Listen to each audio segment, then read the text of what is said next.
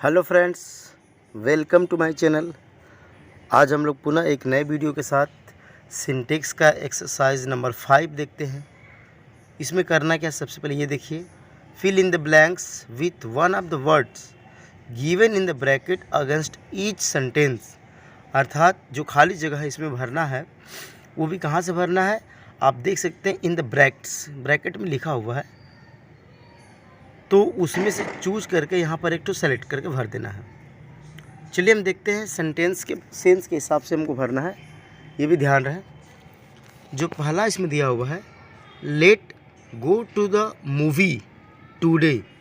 अब जब लेट का प्रयोग होता है तो आप देखते हैं कि जहाँ पर एक प्रपोजल प्रस्ताव पास किया जाता है, सजेशन होता है, वहाँ पर हम लेट का प्रयोग करते हैं। ये बात आप पहले जान चुके हैं।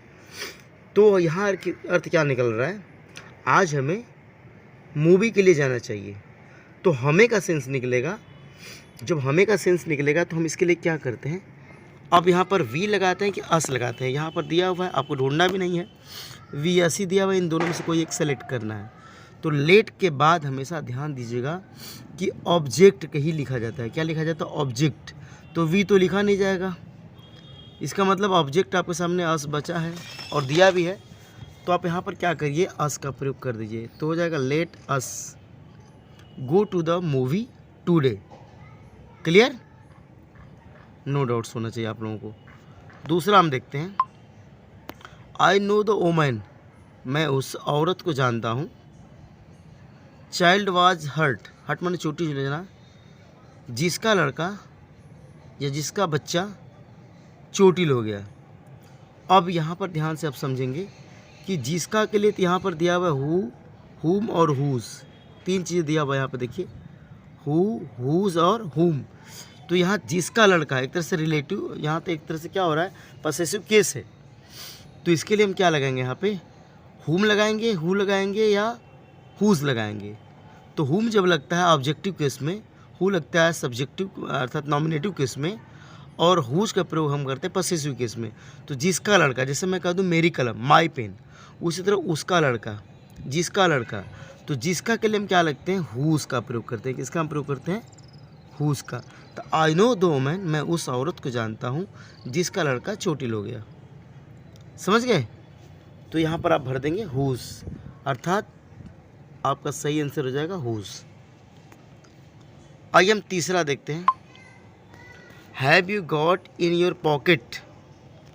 Have you got in your pocket कहा जा रहा है विच या वाट, तुमने अपने जेब में क्या पाया, पाया है। तो यहाँ पर आप देखिए विच है कि वाट लगेगा, तो इसका मतलब तुमने अपने जेब में क्या पाया। अगर कौन, विच का मतलब क्या होता है, कौन, कौन सी। तो यहाँ क्या सेंस निकल रहा है, कौन सी या क्या। तो यहाँ अर्थ निकलेगा तुमने अपने जेब में क्या पाया। जब क्या पाया है का अर्थ निकल रहा है, तो इसके लिए हम क्या लगा देते हैं, व्हाट का प्रयोग करेंगे हम, और यहाँ भर देंगे what have you got in your pocket. Clear, इसको आप ऐसे कर लेंगे। चौथा हम देख लेते हैं, टेक एनीथिंग्स यू लाइक। टेक एनीथिंग्स, कुछ भी ले लो जो तुम्हें पसंद है। अब यहाँ पर भरने के लिए इसमें क्या दिया है, विच या दैट, विच या दैट। ध्यान से देखेंगे, विच या द वाट, सॉरी विच या दैट, इसके नीचे वाला है विच या दैट दिया हुआ, यहाँ पर आप देख सकते हैं। तो विच या दैट में से क्या भरा जा सकता है, जबकि आपको पता है विच का प्रयोग भी हम करते हैं वस्तुओं के लिए, दैट का प्रयोग भी हम करते हैं वस्तुओं के लिए। अब जो तुम्हें पसंद है, एनीथिंग्स, करा टेक एनीथिंग्स, ले लो कुछ भी जो तुम्हें पसंद है। तो यहाँ पर हम विच लगाएं कि वाट लगाएं, ये हमारे सामने एक समस्या होती है। ऐसे कंडीशन में हम क्या करेंगे, एक एनसीईआरटी ने जो एक्सीलेंट बुक है, इसका एक रूल्स आप यहाँ देख सकते हैं। यहाँ पर आप इसको देखने का प्रयास करेंगे। देखिए, all any none nothing only, ये वर्ड आपको याद करना है। अगर ये दिया हुआ है तो जो के लिए आपको ज़्यादा परेशान नहीं होना है, इसके साथ आपको क्या लगा देना है, दैट लगा देना है। क्या लगा देना है, दैट, बहुत ज़्यादा परेशान नहीं होना है। तो वहाँ दिया हुआ एनीथिंग्स, अर्थात एनी आया हुआ है, तो हम क्या लगाएंगे, दैट का प्रयोग करेंगे। नो डाउट्स, क्योंकि दैट और विच दोनों वस्तु के लिए होती है। लेकिन कुछ स्पेशल केसेस हैं कि अगर ये वर्ड दिए हुए हैं तो इनके साथ हम दैट का ही प्रयोग करेंगे। ये बात आपको ध्यान में रखना है। क्लियर? आइए चलते हैं टॉपिक पे। तो टेक एनीथिंग के बाद हम हमारे सामने दो विकल्प था, विच और दैट। तो हम क्या लगाएंगे, यहाँ पर हमारा विकल्प क्या हो जाएगा, दैट सही हो जाएगा। तो यहाँ पर लिखिए take anything that you like. Clear? आइए next, can I do for you. Can I do for you. अब इसमें भरना क्या है, व्हाट, विच, दैट। व्हाट माने क्या, विच माने कौन सी, दैट माने भी जो। तो मैं तुम्हारे लिए क्या कर सकता हूँ, इसका अर्थ ये निकलना चाहिए। तो जब क्या की बात आएगी तो वहाँ पर हम क्या लगाएंगे, व्हाट लगाएंगे। क्या लगाएंगे, व्हाट। तो यहाँ भर लीजिए what can I do for you. मैं तुम्हारे लिए क्या कर सकता हूँ, इसका अर्थ ये निकलेगा। क्लियर? आइए हम छठा देखते हैं, this room is for you and. यहाँ फिलअप करना है। यहाँ पर दिया मी और दिया माई सेल्फ। तो आपको यहाँ पर एकदम ध्यान देना है, ठीक है, क्योंकि यहाँ जो यू लगा हुआ है, this room is for you, ये यू क्या, पहले आपको ये समझना है, क्या ये नॉमिनेटिव केस में है या फिर क्या यह ऑब्जेक्टिव केस में है या फिर पसेसिव केस में है। तो यहाँ पसेसिव केस में तो है नहीं, क्योंकि पसेसिव केस इसका योर होता है। अब बचा सब्जेक्टिव और अर्थात नॉमिनेटिव और ऑब्जेक्टिव। तो आपको ध्यान क्या देना है, यहाँ पर एक फॉर प्रीपोजिशन लगा हुआ है। जब प्रीपोजिशन लग जाता है तो वहाँ पर हम सब्जेक्टिव केस नहीं लिखते हैं, ऑब्जेक्टिव केस ही लिखा जाता है। अर्थात यहाँ पर जो यू है वो क्या है, ऑब्जेक्ट है। जब यू ऑब्जेक्ट होगा तो दूसरा वाला भी क्या लिखाएगा, ऑब्जेक्ट। अर्थात यहाँ हम लिख देंगे मी। माई सेल्फ हमारा पसेसिव केस है, इसको हम नहीं लिखेंगे। समझ गए? तो आपको क्या करना है, क्योंकि माई सेल्फ का मतलब स्वयं, स्वयं का यहाँ पर क्या अर्थ निकल रहा है आपको पता है। ये स्वयं जो होता है वो रिफ्लेक्सिव प्रोनाउन होता है, निजवाचक, ठीक है, या फिर इसका प्रयोग हम एम्फेटिक के रूप में भी करते हैं। तो यहाँ पर आना, तो हम स्वयं का अर्थ यहाँ तो निकल नहीं रहा है, यह रूम तुम्हारे और मेरे लिए है, मेरे का अर्थ निकल रहा है, इसलिए यहाँ पर हम क्या लगाएंगे, मी। क्लियर? इस बात का हमेशा आपको ध्यान देना है कि यू आपका ऑब्जेक्ट है, तो इसके साथ एक एंड के बाद ऑब्जेक्ट ही लगेगा, और वो ऑब्जेक्ट आपके सामने मी रखा हुआ, इसको लगा देंगे। क्योंकि माई सेल्फ क्या है, एक रिफ्लेक्सिव प्रोनाउन है, या फिर हम कह सकते हैं एम्फेटिक की तरह भी इसको हम प्रयोग कर सकते हैं।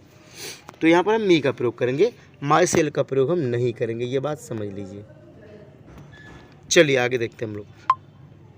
ही behaved me in such a manner I had never hoped. उसने मेरे साथ ऐसे व्यवहार किया जैसे मैंने उम्मीद नहीं की थी। तो आपको पता है, मैंने बताया था आप लोगों से कि जहाँ पर सच आ जाए या सेम आ जाए तो इनके साथ जो प्रोनाउन हम प्रयोग करते हैं वो होता है एज। क्या होता है, एज का प्रयोग हम करते हैं, न कि विच और दैट का प्रयोग करते हैं। क्या प्रयोग करते हैं हम लोग, as, same as, such as. तो यहाँ क्या हो जाएगा, he behaved in such manner as I had never hoped. उसने मेरे साथ इस तरह से व्यवहार किया जैसा कि मैंने उम्मीद नहीं की थी। तो सच एज, ठीक है, तो सच के साथ हम क्या लगा देंगे, एज लगा देंगे, बिना सोचे समझे। यहाँ से आप क्या सेलेक्ट कर लीजिए, एज। यदि सेम रहता तो सेम के साथ भी हम मैच करते। आप अगर नहीं देखें तो आप जो एक्सीलेंट की बुक है उसमें देख सकते हैं कि सच और सेम के साथ हम एज का प्रयोग करते हैं। क्लियर? आइए हम नेक्स्ट देखते हैं। यहाँ देखिए, are you asking about, are you asking about. अब यहाँ पर आपको भरना है, तुम आर यू आस्किंग अबाउट का मतलब क्या, अबाउट मी। जैसे मैं कहता हूँ I don't know about you, मैं तुम्हारे बारे में नहीं जानता हूँ। तो यहाँ एक तरह से अबाउट के बाद जो आता है वो ऑब्जेक्ट आता है। क्या आता है, ऑब्जेक्ट आता है। तो बस किसके आप पूछ रहे, आर यू आस्किंग अबाउट मतलब तुम किसके बारे में पूछ रहे हो। तो बारे में पूछा जा रहा है तो किससे होगा, तुम तो पूछ ही रहे हो। यहाँ तो यू आपका एक सब्जेक्ट दिख ही रहा है, तो वो चीज़ क्या होगी हमारी, जो यहाँ पर भरी जा सकती है, तो ऑब्जेक्ट भरा जाएगा यहाँ पे। अब जब ऑब्जेक्ट भरना है तो ऑब्जेक्ट क्या होगा, हु होगा, हुम होगा या विच होगा। तो निश्चित रूप से जो ऑब्जेक्ट होता है वो क्या होता है, हुम। तो यहाँ पर हम क्या भर लेंगे, whom are you asking about. Clear, समझ गए। यहाँ पर ऑब्जेक्टिव केस भरा जाएगा, हुम आर यू आस्किंग अबाउट, तुम किसके बारे में पूछ रहे हो। तो किसके क्या है, एक ऑब्जेक्ट है। जैसे मैं तुम्हारे बारे में पूछ रहा हूँ, मैं राम के बारे में पूछ रहा हूँ, तो राम के बदले यहाँ पर क्या आ गया, क्वेश्चन बन गया, तुम किसके बारे में पूछ रहे हो। तो हुम के लिए यहाँ पर हम क्या लगा देंगे, हुम को यहाँ पर हम लगा देंगे, क्योंकि हुम यहाँ पर क्या है, एक ऑब्जेक्टिव केस में है। क्लियर। अब आगे देखते हैं, बिहाइंड, इसके बाद छोड़ा हुआ स्पेस, फिर एंड, फिर स्पेस छोड़ा हुआ है, वेयर मेनी सीट्स, मतलब क्या हुआ, तुम्हारे और मेरे पीछे बहुत सीट्स हैं। अब यहाँ पर आपको सोचना है कई सीट है, तो यहाँ पर क्या लग सकता है, आप थोड़ा सा कल्पना करिए। हमने बोला था कि जब कोई प्रोनाउन आ जाए, जब कोई प्रीपोजिशन आ जाए, तो प्रीपोजिशन के बाद हम ऑब्जेक्टिव केस लिखते हैं। तो निश्चित रूप से बिहाइंड के बाद हम क्या लिखेंगे, या तो हम लिखेंगे हिम, या तो लिखेंगे मी, ही और आई तो लिखेंगे नहीं इसमें से। अब हिम और मी में से क्या लिखेंगे ये सोचना है। तो आपको एक रूल्स पता होना चाहिए, 2 3 1। अगर सेकंड पर्सन नहीं है तो पहले थर्ड पर्सन फिर फर्स्ट पर्सन। तो थर्ड पर्सन क्या होगा इसमें, हिम, तो यहाँ हिम लगा दीजिए, बिहाइंड हिम, एंड फिर लगा दीजिए मी। तो behind him and me were many seats. Clear, आप समझ गए होंगे, क्योंकि प्रीपोजिशन के बाद हम ऑब्जेक्टिव केस लिखते हैं। अब दो ऑब्जेक्टिव केस यहाँ दिया, दो ऑब्जेक्ट दिया हुआ है, तो दोनों ऑब्जेक्ट में से हम रूल्स का फॉलो करेंगे। 2 3 1, 231, अर्थात second person, third person, first person. यदि सेकेंड पर्सन नहीं दिया है तो थर्ड पर्सन और फर्स्ट पर्सन हम लिख देते हैं। क्लियर, चलिए तो हो जाएगा, behind him and me were many seats. आइए हम देखते हैं लास्ट 10वां, neither he nor they have brought books, न तो वे लोग पुस्तक लाए हैं। अब यहाँ पर दे रहा है हर या देयर, हर या देयर। तो आपको पता है कि जब नाइदर नार से जुड़े हुए हैं और एक सिंगुलर का करता है, यहाँ पर आप देख सकते हैं सी और एक दे है बहुवचन का, तो जो इसके बाद हम प्रयोग करते हैं, आपको यहाँ पर ये ध्यान देना होगा कि जब दो सब्जेक्ट अर्थात एक सिंगुलर और एक प्लूरल आइदर आर या नाइदर नार से जुड़े हों, तो हम करते क्या हैं, सिंगुलर नाउन या प्रोनाउन को अर्थात सब्जेक्ट को हम क्या करते हैं, पहले लिखते हैं और बहुवचन को उसको बाद में लिखते हैं। तो जो प्रोनाउन प्रयुक्त होगा वो बाद वाले अर्थात बहुवचन के हिसाब से प्रयुक्त होगा। तो यहाँ पर आप आराम से देयर का प्रयोग कर सकते हैं। क्लियर, प्रोनाउंस वो हम बहुवचन का प्रयोग करते हैं, तो यहाँ पर हम किसका प्रयोग करेंगे, देयर लिखेंगे, हर नहीं लिखेंगे। यहाँ पर क्या लिख देंगे हम लोग, देयर। क्लियर, तो ये वीडियो आपको बहुत आराम से समझ में आई होगी। आशा करते हैं कि आप समझ गए होंगे कि किसके साथ हम क्या लगा रहे हैं। समझ गए, तो ये वीडियो काफ़ी आपके लिए हेल्पफुल होगी। अगर आप इस वीडियो से संतुष्ट हैं या फिर आप इंटरेस्टेड हैं तो चैनल को सब्सक्राइब ज़रूर करें।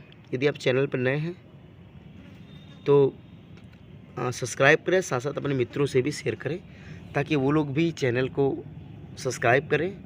आप लोग मेरा सपोर्ट करिए, अगर आप मेरा सपोर्ट करते हैं तो मुझे खुशी होती है।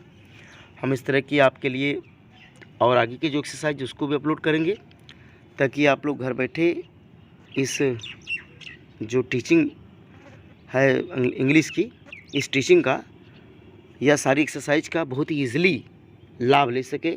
घर बैठे 10 मिनट समय निकालिए, आपकी एक्सरसाइज कंप्लीट। यदि आप पढ़ना चाहते हैं इसका डिटेल्स तो आप उसके लिए भी मैं वीडियो बना दूंगा। अदरवाइज यदि आप एक्सेलेंट बुक पढ़े हैं तो एक्सेलेंट बुक का एक एक रूल्स देख लीजिए, उसके बाद सारे नियम क्लियर होते चले जाएंगे। समझ गए, तो आप इसका ज़रूर ध्यान देंगे। तो दोस्तों मिलेंगे हम अगली वीडियो में। थैंक यू, जय हिंद, जय भारत।